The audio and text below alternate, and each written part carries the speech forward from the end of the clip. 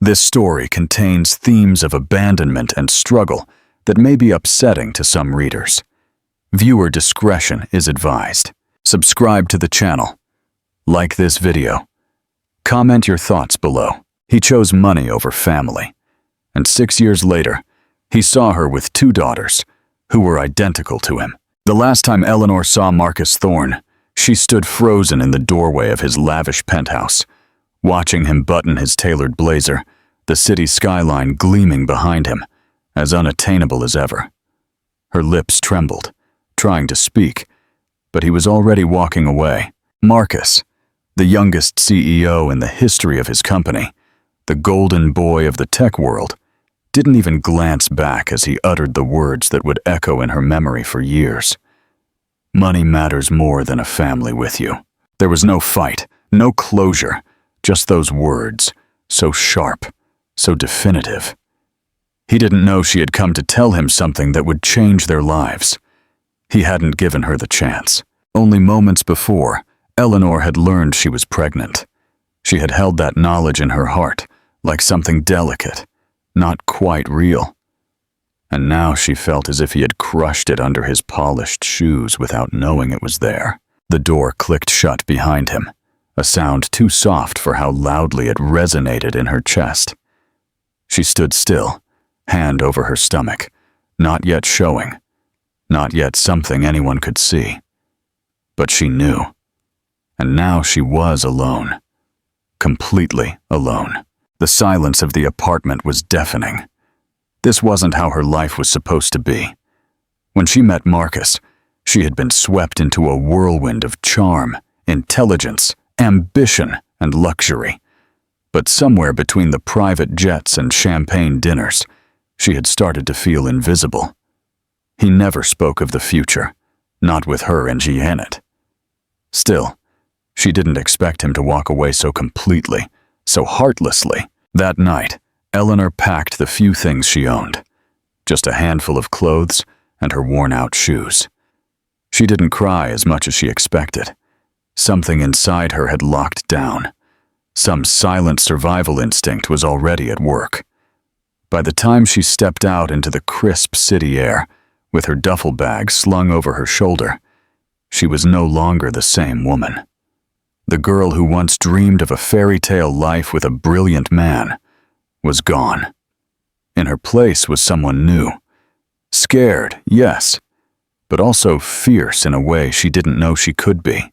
She moved into a tiny one-room studio in a forgotten neighborhood on the outskirts of Brighton. No heat, barely functioning pipes, and the incessant sound of traffic. But it was hers.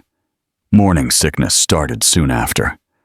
She threw up between job interviews, during long walks to save on subway fare, and in the quiet of her dark apartment, where the walls felt too close.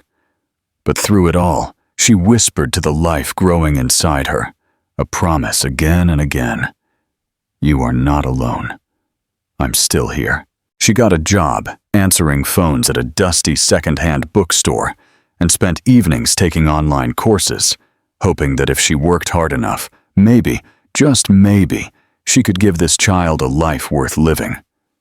One night, lying on the lumpy mattress on the floor, she ran her hand over her belly and felt the faintest flutter. Movement. Real and undeniable. That was the moment she realized. She wasn't just surviving anymore. She was building something. Something that mattered more than all the power and wealth Marcus Thorne had left behind to protect. She wasn't just carrying a baby. She was carrying their future, and she was going to protect it with everything she had. Have you ever felt like you were building something important from nothing? Share your experiences in the comments.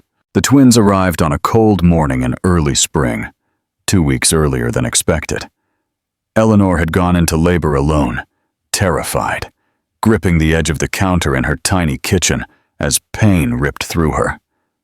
She had no family nearby, no one waiting in the hospital lobby, just a worn travel bag and the quiet determination that had become her armor. At the hospital, the nurses were kind but busy, and no one asked if there was anyone they should call. Eleanor offered no names. There was no one to call. Hours later, she held two tiny girls in her arms, both wrapped in thin hospital blankets. Their cries matched like sharp, uncertain music in the sterile delivery room.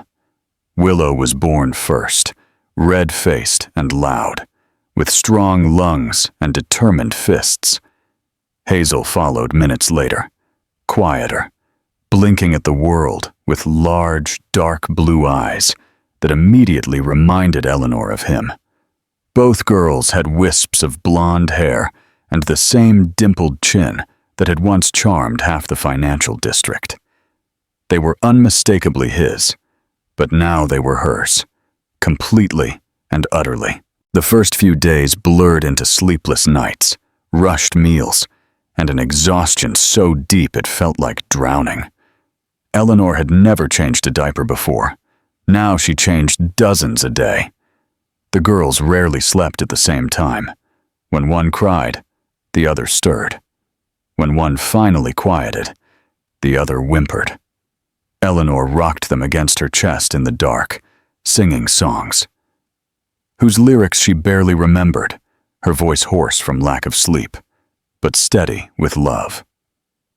There were moments she broke down, once, on the floor by the crib, whispering apologies for not being enough, for not having more to give. But even in those moments, she never wished things were different. She never wished them gone. They were her whole world. She returned to work after 8 weeks, not because she was ready, but because she had no other choice. Her boss at the bookstore allowed her to bring the girls for short shifts at first. Eleanor set up a small space behind the counter, with blankets and bottles, and while she answered phones and sorted inventory, her daughters slept beside her in donated bassinets. She breastfed during lunch breaks and pumped in the bathroom. It wasn't sustainable, but it was survival, and she clung to it with both hands. At night, she studied for her early childhood certification, her laptop propped on the edge of the table, the girls in their second-hand crib a few feet away, listening to lectures on headphones while rocking Hazel's chair with her foot. Every past exam felt like a small rebellion against the future people had assumed for her. She wasn't a statistic. She was building something better. They grew slowly but surely, with chubby cheeks, wobbly steps, first giggles. Willow was fearless and quick to anger. Hazel kinder, observant. Eleanor kept a small notebook where she jotted down milestones, even the quietest ones. She never posted pictures online. She didn't want Marcus to see them. She didn't know if he even remembered her name, but the thought of him finding them was something she both feared and resented. He didn't deserve them. Not after how easily he had discarded her. One afternoon, when the girls were almost 2, a stranger at the park commented on how much they looked like their father. Eleanor smiled tightly and changed the subject. But that night, as she watched them sleep in the same bed, their blonde heads turned toward each other, she realized something had shifted. The fear was still there, but so was pride. Her daughters were becoming something extraordinary, not despite their beginnings, but because of the fight she had poured into every minute of their lives. She kissed their foreheads and whispered again, "You are not alone. You never were." Then she sat by the window, looking out at the flickering city, wondering if fate would ever circle back, or if this was the life she had chosen to protect forever. By the time Willow and Hazel turned 5, their laughter filled every corner of their modest 2-bedroom apartment. The walls, once bare and peeling paint, were now covered with their drawings, crayon rainbows, messy stick figure families, and hearts with "Mommy" scrawled backward. Eleanor had done what many thought impossible. She had raised 2 bright, kind, beautiful little girls while holding down a job, earning her early childhood certificate, and rebuilding herself one fragile day at a time. Her schedule was still grueling. She worked full-time as a teaching assistant at a local preschool, often arriving before dawn to set up crafts and snack time. The pay was barely enough to keep them afloat, and she supplemented it by babysitting on weekends for some of the center's families. Most evenings, Eleanor came home exhausted, but smiling, because the girls would race to the door, arms outstretched, shouting over each other to tell her every tiny detail of their day. They were inseparable. Willow, bold and impulsive, always taking the lead, and Hazel, more thoughtful, often pausing to observe the world around her before diving in.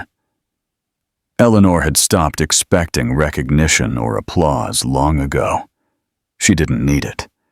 The evidence of her strength lay in the way her daughters hugged their classmates, how they shared even their favorite snacks, and how they never ended a day without saying, "I love you," to each other and to her. Still, there were moments that stung. Occasionally, other parents would ask where the girl's father was.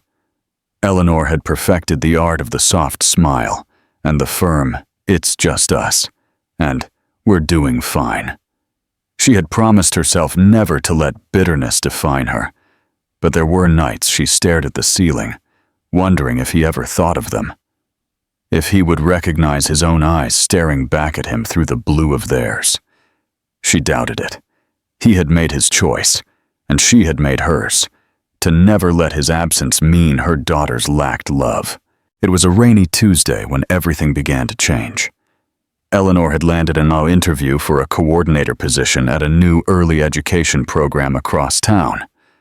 The salary was almost double what she earned now. It was a chance to finally move to a better neighborhood, maybe even save for the girls' future. She had picked out her best blouse, rehearsed her answers, and brought the twins with her, unable to find childcare that afternoon.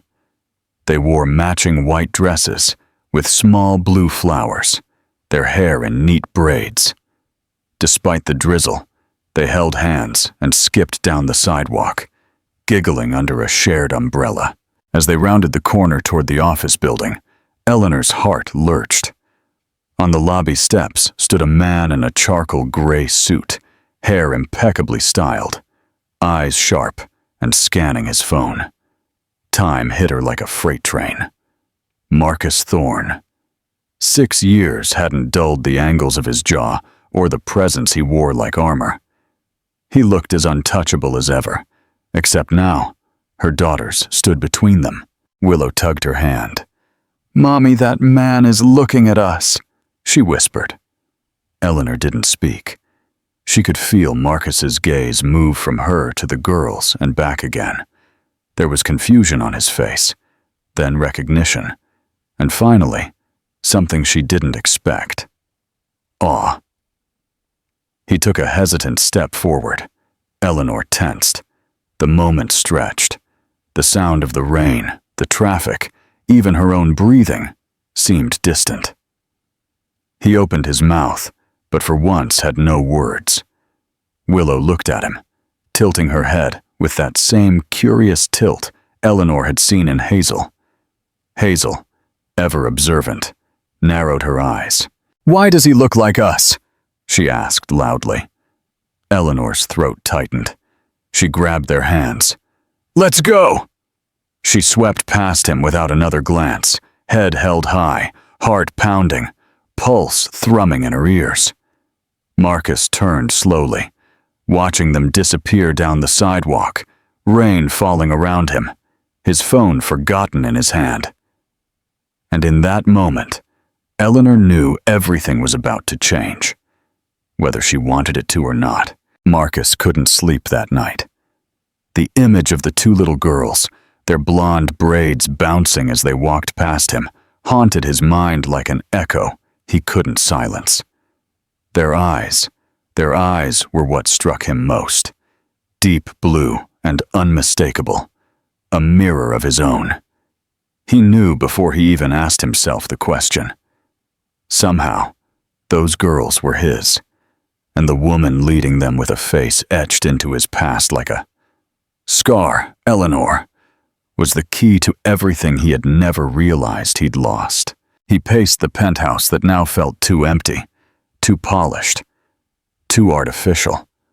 The silence pressed in, suffocating. For years, he had surrounded himself with efficiency, precision, and success. The business had flourished, his company had gone public, his wealth had multiplied. But suddenly, none of it mattered. He couldn't stop hearing the younger girl ask, "Why does he look like us?" That innocent question shattered him more than any lawsuit or market crash. By dawn, he had made a decision. He had to know the truth, and he had to hear it from her. He spent hours calling in favors, asking his personal assistant to find any trace of Eleanor. At first, there was nothing. No social media, no traceable employment history under her full name. But finally, a contact at the city's Department of Education pointed to a preschool in the suburbs where a Jane Carter worked as a classroom aide. Marcus didn't wait. He got in his car, canceled his meetings, and drove across town.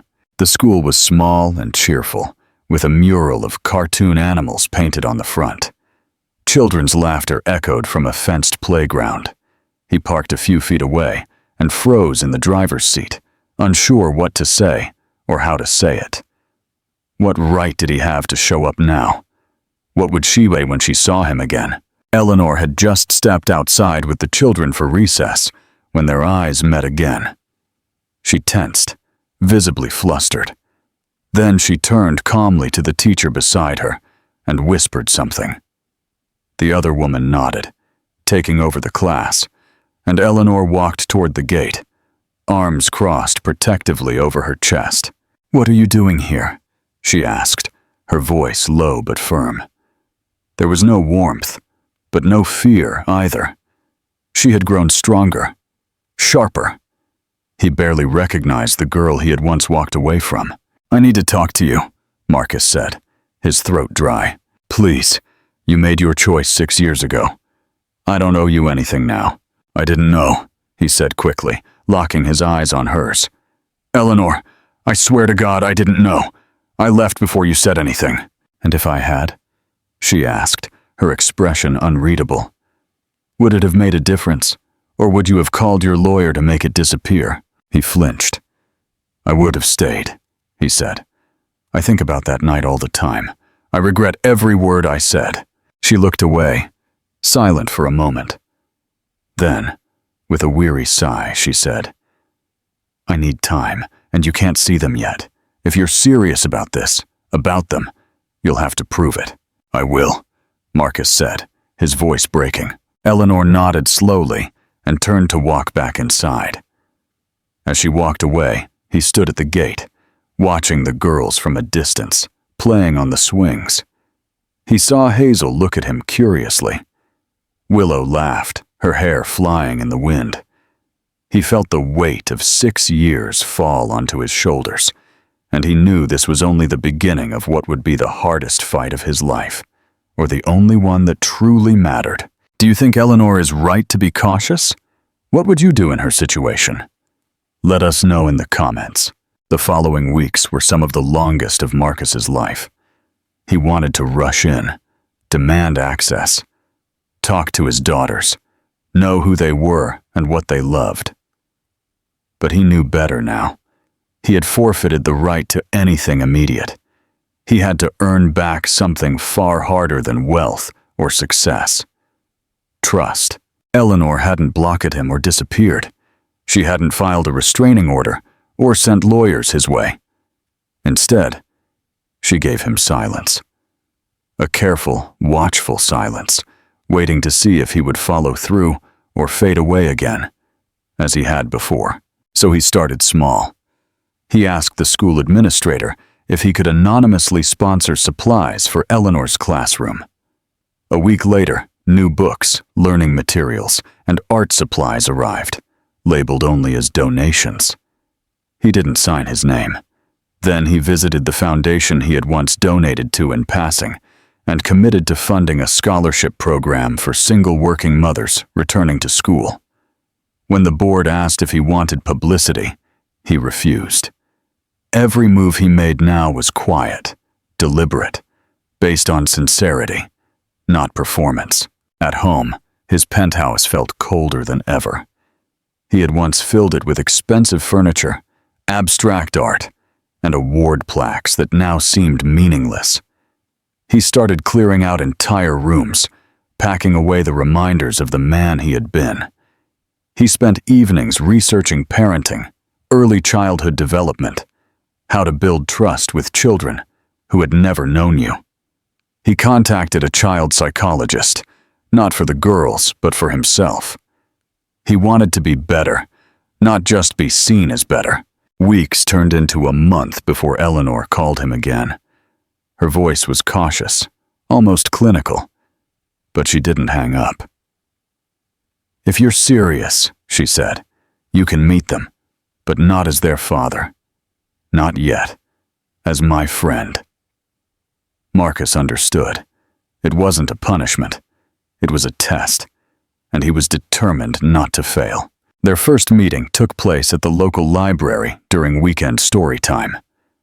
Eleanor told the girls they were going to meet a friend of hers from work. Marcus arrived early, dressed casually, carrying a bag of books he thought they might like. When they walked in, the girls paused at the sight of him. He held his breath. Willow immediately narrowed her eyes suspiciously, while Hazel quietly studied him, tilting her head slightly, just as Eleanor used to do when she was confused or curious. Eleanor introduced him as Mr. Thorne. He smiled softly and crouched to their level, not attempting to touch them, not forcing familiarity. "Did you bring books?" Hazel asked. Her voice light but wary. "I did," he said. "One is about twin girls who go on an adventure to find a lost star." He thought it might be fun. Willow snatched the book and flipped through the pages. "Do you read with good voices?" she demanded. "I've been told I do," he said with a chuckle. Eleanor watched silently, hands clasped in her lap, every nerve in her body on high alert. But Marcus kept his distance, responding to the girls with patience and calm. He didn't dominate the conversation. He let them lead. He listened. When the librarian called the group for story time, the girls asked Marcus to sit with them. Eleanor held her breath, but allowed it. He sat on the floor with his long legs awkwardly crossed, sandwiched between their small elbows as the story began. Afterward, they went for ice cream. Hazel talked about her favorite books, and Willow argued about the best flavor. Marcus asked gentle questions, but never pushed. When it was time to leave, the girls said goodbye, without hesitation. That night, Eleanor called him. "You did well," she said. "Did they like me?" He closed his eyes, relief flooding him. "Thank you for giving me a chance. I don't trust easily," she said, "but they liked you. That matters more than how I feel." He wanted to tell her how much he still thought of her, how sorry he was, but he didn't. Not yet. This wasn't about him and her anymore. This was about two little girls who didn't know they had once been forgotten and who deserved only the truth, the safety, and the love they had never asked to earn. So he only said this: "Then I'll keep showing up, for as long as it takes." The weeks following their first meeting settled into a slow but steady rhythm. Marcus showed up at the library every Saturday morning without fail, never late, always bringing new books or small games for the girls to explore. Sometimes they sat together during story time. Other times, they spread out in the children's reading nook, building paper castles and pretending to be explorers or queens. The girls started to expect him. Willow no longer studied him like a stranger, and Hazel no longer hesitated before sitting beside him. They laughed with him now, asked him silly questions, and even started arguing over who would sit on his lap when they played pretend. Still, Marcus maintained a respectful distance from Eleanor. He never pushed her, never spoke of the past. unless she brought it up. Outside of those library visits, he continued to change his life. He stepped back from the day-to-day control of his company, handing over leadership to his COO. He knew now that the empire he had built was empty without anyone to share it with, and no number of zeros in his bank account could replace the years he had lost. He began volunteering through the single-parent initiative he had helped fund. He spent evenings reading to children in shelters and weekends visiting community events. Slowly, the harshness in his voice softened. His suit stayed in his closet more often. He started riding a bicycle instead of using a driver. He began eating at local diners instead of expensive rooftop lounges people noticed he was changing. Meanwhile, Eleanor watched it all with cautious hope. She remained wary, never wanting her daughters to become collateral damage on someone else's redemption arc. But she couldn't ignore what she saw. Marcus wasn't just showing up to please. He wasn't seeking forgiveness. He was there because he loved them, loved the girls, and in a quiet way, still felt something for Eleanor that time hadn't managed to erase. One afternoon, the library announced a family craft day. Eleanor hesitated to attend, nervous that being in such a space might blur the lines she had worked so hard to draw, but the girls begged, and Marcus had already said he would be there. So they went. The event was loud and chaotic, with children running between stations, glue sticks and glitter flying everywhere. Eleanor kept her distance at first, sipping a lukewarm coffee and watching Marcus kneel beside the girls, helping them create messy crowns out of pipe cleaners and paper jewels. At one point, Willow accidentally glued her fingers together and started to cry in frustration. Marcus, instead of panicking, simply held out his hand and said, "I used to do that all the time. Do you want help, or do you want to do it yourself?" Willow sniffled, wiped her face on her sleeve, and nodded. "Together," she said. Eleanor watched from across the room, her heart both full and aching. Later that day, Eleanor found herself sitting next to Marcus on a bench as the girls played tag in the nearby park. The sun was low, casting long shadows, and for a moment it was just the two of them in silence. "You're good with them," she said, surprising herself. He looked at her, smiling softly. "They make it easy. They're amazing. They are. But they're also intense, stubborn, loud. They have their own rules for everything. They got that from you," he said softly. Eleanor laughed, a sound she hadn't shared with him in years.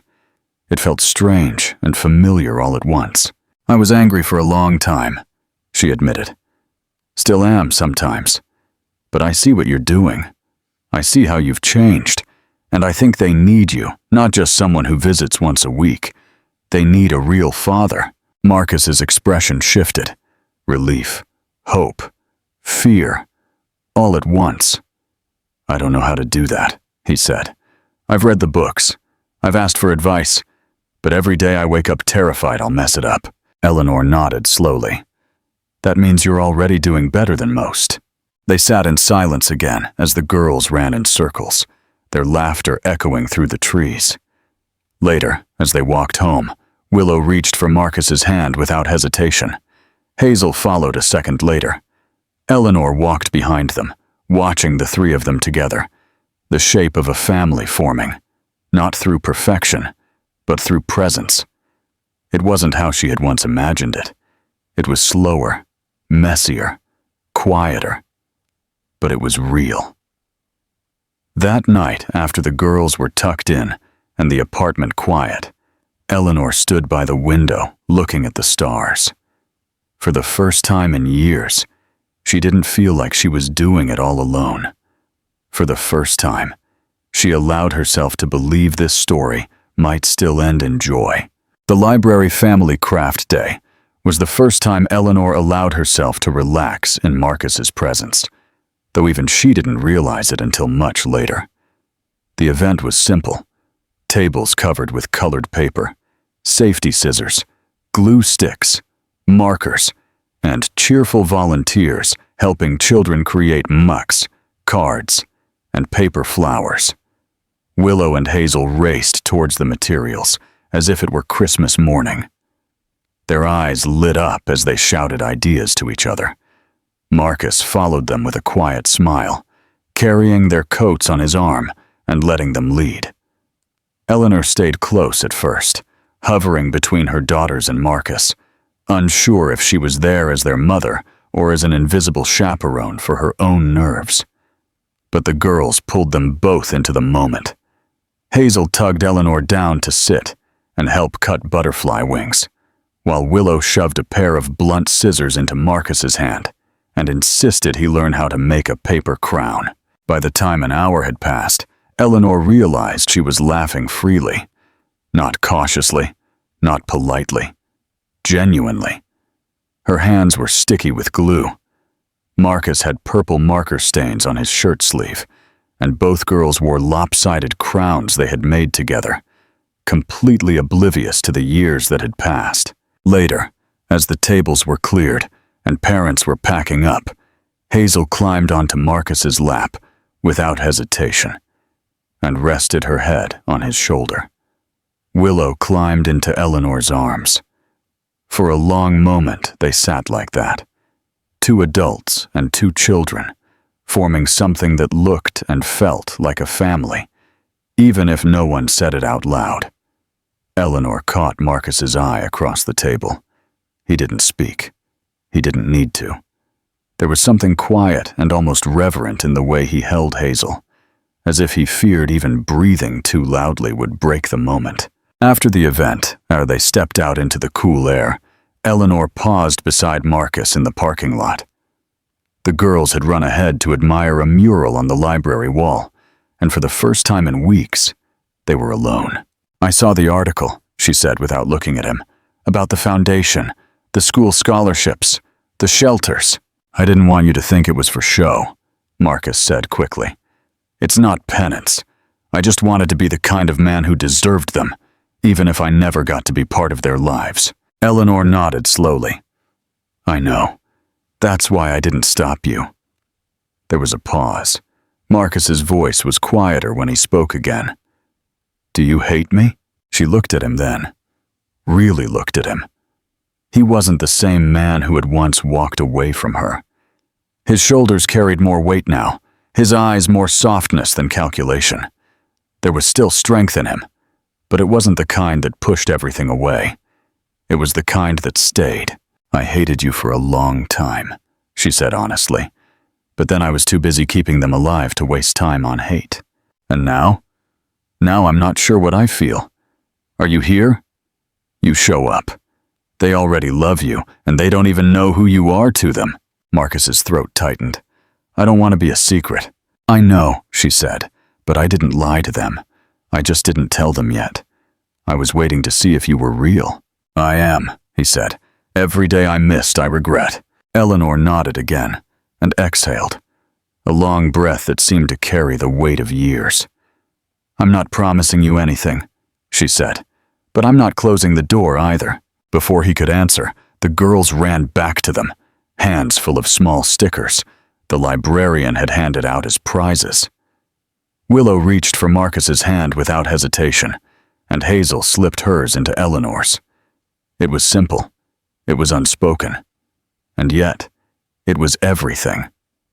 They walked down the sidewalk together to cross the street. To anyone watching, they might have looked like any family on a weekend outing, but to Eleanor, it felt like standing on the edge of something vast and unknown. Not terrifying, but possible. For the first time, she didn't feel like she was protecting her daughters from the world. She felt that maybe, just maybe, they were walking into something they had always deserved. A life with more than survival. A life with love, security, and the beginnings of something whole. 6 months had passed since Eleanor allowed Marcus back into their lives, and everything had changed. Not in dramatic crashes or overwhelming waves, but in quiet, careful steps. The girls now referred to him as Senior Marcus, with ease and familiarity, always asking if he would join them for weekend plans, craft fairs, or picnics in the park. He never missed a moment. If one of them caught a cold, he brought them soup. When Hazel fell and scraped her knee, it was Marcus who sat by her side, holding a bandage, while she told him the story of how the sidewalk jumped. When Willow wanted someone to watch her practice dancing, it was Marcus who clapped the loudest in the front row of their living room. But the moment that changed everything came unexpectedly, as most things do. It was a Sunday morning. Eleanor was folding laundry in the girls' room when she heard them whispering. At first, she didn't think much of it. Children whispered about everything from lost crayons to what snack to ask for next. But this was different. "Do you think he's our real dad?" Hazel asked softly. Willow hesitated. "I think so. He looks like us, and he remembers all our stuff. What if Mommy says no? She won't. I think she loves him. She just forgot for a while." Eleanor stood still. A lump formed in her throat. She hadn't told them yet. Not because she was afraid, but because she wanted it to be on solid ground. Because she wanted them to know their father not as a title, but as a man who stayed, who earned it, who never walked away again. She didn't go into the room then. She let them have that conversation alone. But that night, after dinner, she called Marcus and asked if he could come over. When he arrived, the girls were already in their pajamas, curled up under the blanket on the sofa. Eleanor sat on the floor in front of them, legs crossed, and patted the space beside her. Marcus sat down. There was no ceremony. There was no script. Just the raw truth. "Girls," she said softly. "We've talked about families before, about how some families look different, right? Some have one parent, some have two. Some have grandparents, some have step-parents." The girls nodded. "Well," Eleanor continued, her voice steady but warm, "there's something important I need to tell you. Mr. Marcus isn't just a friend. He's your dad." There was a long pause. No one spoke. The air filled with the beat of something sacred, something that had waited years to be said. Then Willow leaned forward, looking Marcus in the eye. "I knew it," she said. Hazel looked between them, her voice barely a whisper. "You're our real dad." Marcus swallowed hard. He looked at Eleanor, who gave him a small nod, and then turned back to them. "Yes, I am. And I'm so sorry I wasn't here sooner. I didn't know. But I'm here now, and I'm never leaving again." The girls said nothing for a moment. Then, slowly, Hazel got up, walked over, and wrapped her small arms around his neck. Willow followed, pressing her face into his shoulder. Marcus hugged them both, closing his eyes, as he breathed in the moment he never thought he'd be allowed to have. He didn't cry. Not there. Not then. But later, after they had been put to bed, Eleanor found him sitting on the front steps, wiping his face with the sleeve of his jacket. She sat beside him. For a while, they said nothing. "Thank you," he said finally. "I didn't do it for you," she replied, but her voice held no bitterness. "I did it because they deserve the truth, and because you showed me I could trust you with it. I want to be a real part of their lives," he said. "Not just weekends and birthdays. I want to be there in the mornings. I want to read them bedtime stories and help with homework. I want to share this with you." Eleanor looked at him, at the man who had once walked away from everything and had come back not with excuses, but with actions. "Then you'd better be ready," she said, "because this is the hard part. I'm ready." Over the next few weeks, Marcus started coming over in the mornings, helping pack lunches and walking the girls to school with Eleanor. They coordinated schedules, talked about future plans, and began having family dinners every Sunday. The girls thrived. They started calling him Dad without hesitation. And slowly, so slowly it was almost imperceptible, Eleanor began to let him back into the parts of her heart she had kept barricaded for so long. There was no fairy tale ending, no grand wedding or dramatic proposal. But there was peace. There was trust. There was love rebuilt not on apologies, but on presence and patience.